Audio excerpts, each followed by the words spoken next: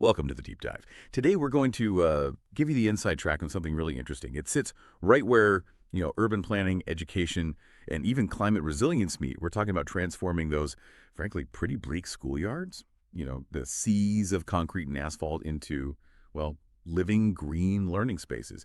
And we're starting this deep dive because there's a real equity problem here. I mean, if you live in a major city, you probably know this already. Low-income communities, communities of color, their schools often have much less access to safe, green play areas. And this isn't just like a nice-to-have thing missing. It creates real hurdles for health and for learning. It can make problems like chronic absenteeism, kids missing 10% or more of school days, even worse. And that's a huge predictor of academic struggles down the line. That's absolutely right. I mean, think about it. If a child is stressed out, doesn't feel safe, or isn't getting the kind of sensory input they need to just regulate themselves, they're less likely to even show up, let alone be ready to learn. So our mission today is really to unpack how changing just one piece of the built environment, the schoolyard, can actually ripple outwards. We're talking multiple benefits for individual kids' development, for academics, for the community, even for the environment. And we're looking at this through three different lenses today to give you that full picture. Yeah, we're kind of merging the practical blueprint with the hard data on behavior. We've got this policy brief on Chicago's Space to Grow model, which is really seen as a gold standard for doing this on a big scale in cities. Then we're pairing that with some really solid evidence from a long-term Norwegian study, really rigorous stuff looking at outdoor time and how kids' brains develop. And finally, we've got some design guides. These show how, maybe you could implement smaller, quicker solutions even on a tight budget. Right. And just to set the stage for why schoolyards are such a critical piece of this puzzle, we have a massive shortage of public green space in the U.S. There was data from, I think, the Trust for Public Land back in 2015. It showed that for about 80% of people in the country, there's only one park for every 3,000 residents. That's not a lot. So schoolyards, they're often these large, publicly owned pieces of land just sitting there, underused. They're basically prime real estate for creating green space, often exactly where people need it most. Okay, so let's unpack that term, green schoolyard. What exactly are we talking about? It's not just like putting down some grass, right? No, not at all. The definition we're working with is really about a multifunctional space. Ideally, it's designed with the community students, teachers, parents, and it includes things like dedicated outdoor classrooms, areas for nature play, maybe edible gardens, traditional playgrounds too, but all integrated with natural elements, trees, plants, that kind of thing. Right. And the benefits start pretty immediately, don't they? Yeah. Psychologically. Oh, absolutely. The research is really consistent on this. When you increase kids' exposure to nature right there in their school environment, you see these positive social, emotional changes quite quickly.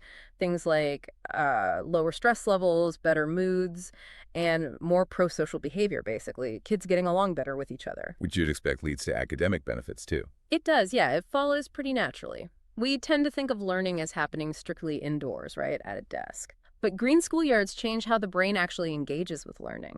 They offer chances for what researchers call attention restoration, basically giving the brain a break to recharge focus. Ah, like stepping outside for a breather, but built into the school day. Exactly. And it facilitates hands-on real-world learning. That combination, the attention boost and the hands-on stuff, it's been linked to higher test scores for students. And it doesn't just help the kids, it actually helps the adults too. Studies show improved teacher morale, better motivation, even higher teacher retention rates. If the environment feels better, everyone does better work. Okay, so individual benefits, academic benefits. But you mentioned environmental resilience, too. That feels like a whole other level. How does Chicago fit in here? Right. This is where it becomes really critical public policy, especially for older, dense cities like Chicago. That's the case study we looked at closely. I mean, if you've spent time in Chicago, you know how much concrete there is. It's just everywhere. And these cities have huge problems with flooding because vast areas just can't absorb rainwater. It all runs off. Yeah, you see streets flooding, basements backing up. It's more than just an inconvenience, isn't it? Oh, definitely. It's a serious public health issue. Chronic urban flooding means chronically wet houses and buildings, and there's a strong link between damp environments and higher rates of respiratory problems, especially asthma in children. Okay, I see the connection now. So the green schoolyards help with that. Precisely. They act like these mini distributed water management systems. They incorporate features like native plant gardens, pollinator habitats, and importantly, green stormwater infrastructure. Think permeable pavers, rain gardens, bioswales, all designed to soak up rainwater right where it falls.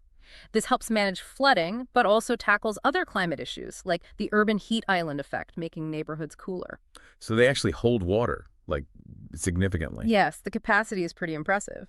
The 20 space-to-grow schoolyards currently operating in Chicago, together they're designed to hold over 3.5 million gallons of stormwater at any one time during a big rain event. Wow, 3.5 million gallons. Yeah, that's water that's not overwhelming the city's sewer system. It really shows these aren't just playgrounds, they're functional green infrastructure.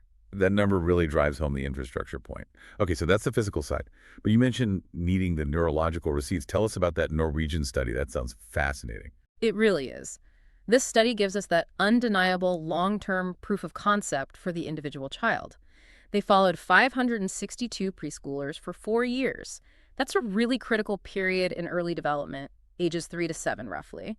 And they looked closely at something that varied a lot between the different daycare centers in the study: the sheer amount of time kids spent outdoors each day. How much variation are we talking? A huge range, actually. Some centers had kids outside maybe just 1 hour a day, while others had them out for as much as 9 hours daily. 9 hours every day. Yep.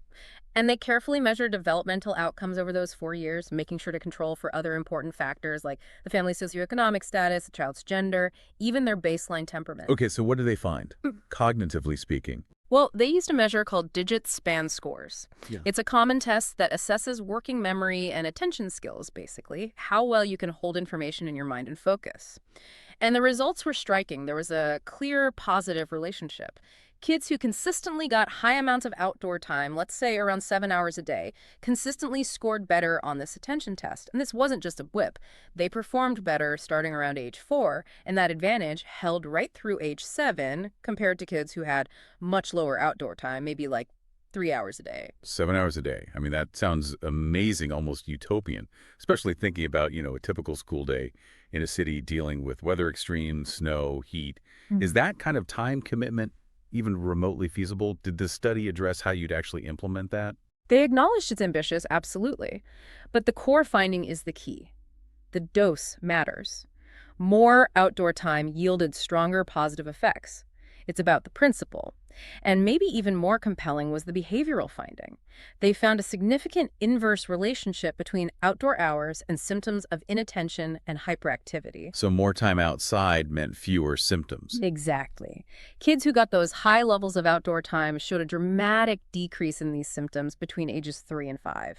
It suggests that nature exposure acts almost like a protective buffer during those key formative years. That's incredible. So the environment itself is helping regulate behavior. It appears so. And the data also shows how crucial that environment remains. Because when those same kids turned 7 and entered formal elementary school, which usually means a big drop in outdoor time, their inattention and hyperactivity symptoms actually ticked back up slightly. So the protective effect was still there, but you could see the negative impact of reducing the dose of nature. Precisely. It really underscores how much the environment shapes these outcomes. The environment isn't just a backdrop, it's an active ingredient. So why? What are the theories behind why being outdoors has these effects on attention and behavior? You can't just be running around, can it? Now, the researchers point to a few key mechanisms based on neurological impacts. One is attention restoration theory, or ART. The idea is that natural environments allow the brain's executive functions, the parts responsible for directed focus and inhibiting distractions, to rest and recover. Right, like the difference between trying to focus intently on a busy street versus a quiet park. Your brain works less hard in the park. Exactly. You're not constantly filtering out irrelevant noise and stimuli. Which brings up another point. Noise. Indoor noise levels in some busy daycare centers can actually reach levels comparable to highway traffic noise. That creates chronic background stress and constantly taxes attentional resources, even subconsciously. Outdoors is generally quieter or has more natural, less demanding sounds. Okay, that makes sense. And then there are the physical aspects too, I suppose. Definitely. More outdoor time usually means more physical activity. And we know physical activity is linked to structural changes in the brain, particularly in areas important for working memory and executive function. Plus, you get much higher exposure in natural daylight outdoors. Daylight plays a huge role in regulating our circadian rhythms, which impacts sleep, mood, and, yes, attention. So it's really a whole package of benefits. It paints a picture where outdoor time isn't just playtime or a reward.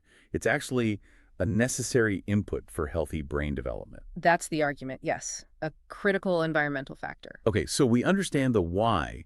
The benefits for health, learning, infrastructure are clear. And the Norwegian study gives us that strong cognitive link. Now, let's pivot to the how. How do we actually build these things? Let's start big with that Chicago Space to Grow model. What makes it work? The success of Space to Grow really comes down to its structure, I think. It's a really smart multi-sector partnership. It's managed by nonprofits, Healthy Schools Campaign, and Open Lands. But the funding and planning involve Chicago Public Schools, the city's Department of Water Management, and the Metropolitan Water Reclamation District. That shared investment and responsibility is key for getting buy-in and making it sustainable. So it's not just one agency trying to do it all. Right. And another crucial piece is their design process. It's deeply community-based and inclusive. They really make an effort to get input from everyone, students, school staff, parents, even neighbors. Why is it so important? Well, it ensures the final space actually meets the needs of the people using it. Practical things like making sure there's enough shade for hot days, or that supervisors have clear lines of sight to keep kids safe. These things come out through that community input. And the evaluation after the transformation showed it worked. People felt the new schoolyards were safer, more welcoming, they reported fewer injuries, and interestingly, they even saw less gang activity nearby because the space became a positive, actively used community asset. That community cohesion piece is huge. Okay, but that sounds like a major undertaking, big partnerships, significant funding. What if a school or a community group doesn't have those resources? Are there smaller or faster ways to get started? That's where those design guides come in. Exactly. And the big message there is that you don't necessarily need a massive grant or a multi-year project to start making meaningful changes. We need solutions that are replicable and accessible. These guides focus on providing high-quality outdoor learning environments quickly and affordably. They prioritize things like accessibility for all students, ensuring a teacher can reasonably supervise a class, incorporating different learning styles, tactile, visual, auditory, and using durable, sustainable materials. Can you give us an example? How cheap are we talking? Well, one really neat idea was called the hummingbird design. It's basically a modular covered learning space. Think simple fabric or tarp enclosures, kind of like sturdy tents.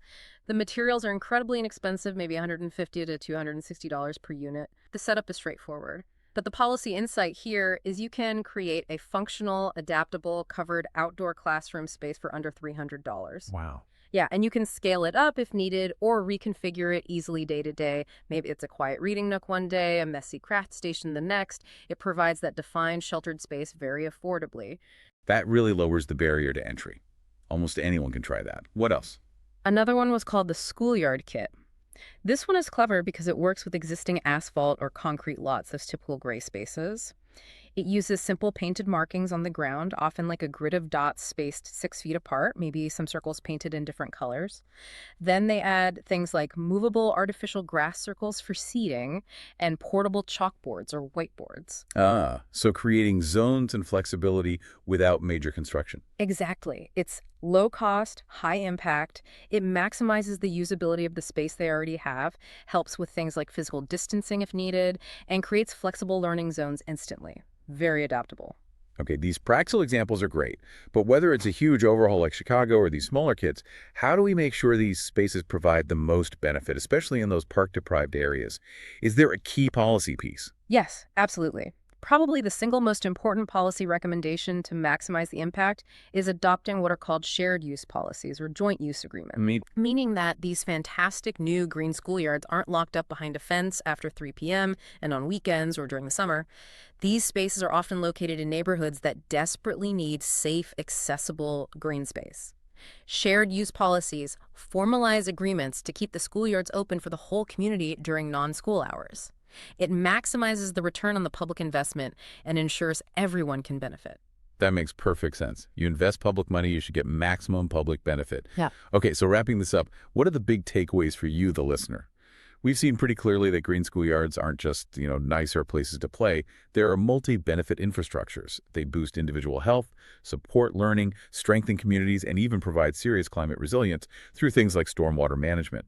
And that long-term Norwegian research really nails the point that consistent, high doses of outdoor time directly support kids' cognitive development, their focus, their self-regulation. Yeah. The bottom line, I think, is that when we invest in improving the physical environment around our children, We are quite literally investing in their neurological future.